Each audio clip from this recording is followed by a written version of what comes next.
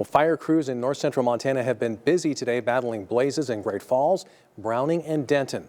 And Fergus County is where we begin tonight. As of Wednesday evening, the town of Denton remains under an evacuation order due to the fast-moving west wind wildfire.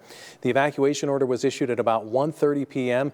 after the fire began approaching the community. The Fergus County Disaster Emergency Services Office confirmed at 6:30 p.m. those evacuation orders are still in effect, but was not able to provide any other information. According to the Northern Rockies Coordination Center, the fire has grown to an estimated 7,000 acres. We have received unconfirmed reports that several buildings in Denton have been heavily damaged or destroyed, but there has been no verification by the Sheriff's Office, DES, or fire officials at this point, and there have not been any reported injuries as of this evening.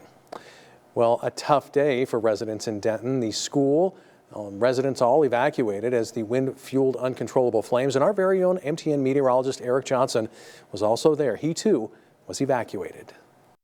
The Fergus County fire ignited early this morning and has been burning ever since. It did make its way into the town of Denton, and those residents were forced to evacuate around 1:30 this afternoon. Denton, Montana residents woke up to thick smoke in the air and extremely gusty wind. However, nobody could have anticipated what was to come later that afternoon. A brush fire ignited in the pre-dawn hours of Wednesday morning between Coffee Creek and Denton on Route 81. There was unease in town, however, residents were still going about their business. Around 11 in the morning, a medium-sized brush fire broke out less than a half a mile from the town center. The fire spread fairly rapidly, but was quickly contained by Montana DNRC and local firefighters. Visibility began to improve over the next couple of hours, followed by a shift in the wind around 1:15 in the afternoon. By 1:30, soot and ash were pouring from the sky, and police were calling for residents to flee the town as a fire quickly began to approach. Residents had minutes to grab their pets and belongings and head east on Route 81 towards Brooks. The fire continues to spread further east, encompassing over 7,000 acres this evening. With continued gusts up to 60 to 70 miles per hour expected for the next 12 to 24 hours, that does not bode well for fire containment efforts here in Fergus County. Reporting in Fergus County, Eric Johnson, MTN News. Meanwhile, Governor Greg Gianforte is expressing his appreciation for some local firefighters who have been working all day to save lives and property after an early morning fire just south of Great Falls. This evening, the governor spent time touring damage caused by the Gibson Flats fire. As we've reported, 11 homes, 11 garages, 7 outbuildings, and multiple cars have been destroyed. The fire started in a field around 2:45 this morning, quickly getting out of control because of the wind, and the cause is still under investigation. They did a Herculean job here at the Gibson Flat fire today. We thought fire season was over. It's been a long season.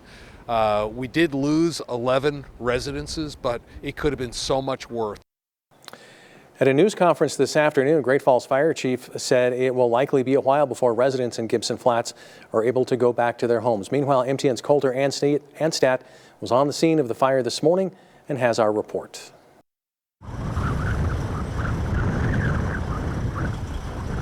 As the wind howled in the pre-dawn hours Wednesday morning, power lines could be seen silhouetted by the orange glow of a raging wildland fire just south of Great Falls. We just got some phone calls and then the sheriff came and said to evacuate. Steve Boland evacuated to Great Falls Central Catholic High School when it was set up as an evacuation center. We're up on the hill above everything, so we just looked out and saw it down below us, and quite a bit of flames, and there's a lot of smoke.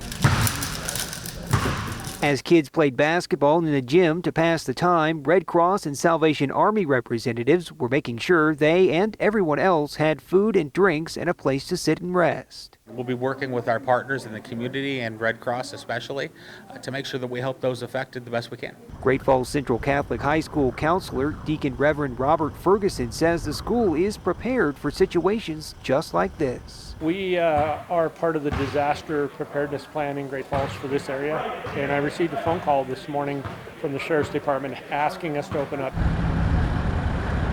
He said evacuees he talked to seem to be doing okay. Most of the people are taking this pretty well. They're hopeful that the fire department will be able to get this out. As daylight arrived and the wind continued to howl, smoke could be seen blowing across a large swath of burnt grass in a field. Despite the damage, everyone was thankful for the community response. This says everything about our community. This is one of the most giving and generous and supportive communities I've ever been a part of. This is a great community. Yeah, they've done a good job. And in Browning, a fire is now 90% contained, but it took a lot of teamwork from neighboring communities to get a handle on this one. MTN's Brianna Juneau has more. A fire that broke out at around 3 a.m. has caused a community shutdown. Browning schools were closed due to a raging fire fueled by 80-mile-per-hour winds. Yeah, busy day. Glacier County has been dealing with winds reaching up to 100 miles per hour for the past week. Our winds were, well, I woke up to the winds at 100 miles an hour. The day of chaos started off with a blaring fire around 3 a.m., stretching over 7 miles and calling in nearly 100 firemen. Firefighters were fighting flames and wind gusts. Shortly after, emergency crews were called for power outages across the county. It's been causing roofs and shingles and buildings and cars. And to top it off, a semi-truck on US 89 was blown over, blocking the main road. Browning schools decided early that the schools would be shut down for the day, allowing the middle school to be used as a shelter for those affected. High, and then we saw the pictures and the videos of the fire, and about 60 of our staff members, if not more, come from the east end of the reservation or Cupbank, and so they wouldn't had any way to go except all the way around through Shelby, so that was another factor. And also the surrounding communities were without electricity, so we just used all of those together and decided to, for the safety of everybody, we would cancel school today. Even the football stadium is feeling the effects of the wind. The brand new facility had its roof unwillingly removed late Tuesday night. All right, thanks, Brianna. Well,